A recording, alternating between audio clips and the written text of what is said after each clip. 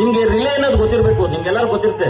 Running race ಅಲ್ಲಿ relay ಅನ್ನೋದು, relay ಅಂದ್ರೆ ಏನಂದ್ರೆ, ರಿಲೇ ಗೊತ್ತಿದೆ ಅಲ್ಲ, ಒಂದು ದೊಡ್ಡ ಸರ್ಕಲ್ ಇರುತ್ತೆ, ಅಲ್ಲೊಂದು ಕಡ್ಡಿ ಕೊಡ್ತಾರೆ, ಒಬ್ಬ ಓಡ್ಬಿಟ್ಟು ಇನ್ನೊಬ್ಬನ ಕೈಗೆ ಕಡ್ಡಿ ಕೊಡ್ಬೇಕು, ಅವ್ರು ಇನ್ನೊಂದು ನೆಕ್ಸ್ಟ್ ಓಡ್ಬೇಕು ಅಂತ. ನೀವ್ ಎಷ್ಟೇ ಪರಿಣಿತಿ ಹೊಂದಿರ್ಲಿ, ನೀವ್ ಎಷ್ಟೇ ಬುದ್ಧಿವಂತರಾಗಿರ್ಲಿ, ನಿಮ್ಮ ನೆಕ್ಸ್ಟ್ ಜನರೇಷನ್ ನೀವು ಸರಿಪಡಿಸಲಿಲ್ಲ ಅಂತಂದ್ರೆ ನೀವು ಜೀವನದಲ್ಲಿ ಸೋತ್ರಿ ಅಂತಾನೆ ಅರ್ಥ.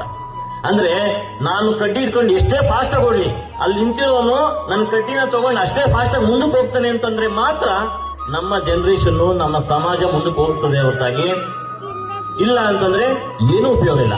ನಾವು ಕೆಲಸದಿಂದ ಬಂದ ತಕ್ಷಣ ಮೊಬೈಲ್ ಇಟ್ಕೊಂಡು ಕೂತ್ಕೊಳ್ಳೋದು ಅಥವಾ ಇನ್ಯಾವುದೋ ಒಂದು ಬಿಸಿ ಇರೋದು, ಮಕ್ಕಳು ಬಂದು ತನ್ನ ಪಕ್ಕ ಕೂತ್ಕೊಂಡಾಗ ಮಕ್ಕಳನ್ನ ನೆಗ್ಲೆಕ್ಟ್ ಮಾಡೋದು, ಬರೀ ಸ್ಕೂಲಿಗೆ ಕಳಿಸ್ಬಿಟ್ರೆ ಮಕ್ಳುಗಳು ಉದ್ಧಾರ ಆಗ್ಬಿಡ್ತಾರೆ, ಅವ್ರು ಕೇಳಿ ಕೊಡ್ಸ್ಬಿಟ್ರೆ ಮಕ್ಳುಗಳು ಉದ್ಧಾರ ಆಗ್ತಿದ್ದಾರೆ ಅಂತಂದ್ರೆ ನಾವೆಲ್ಲ ತಲೆಯಿಂದ ತೆಗೆದಾಕ್ಬೇಕು.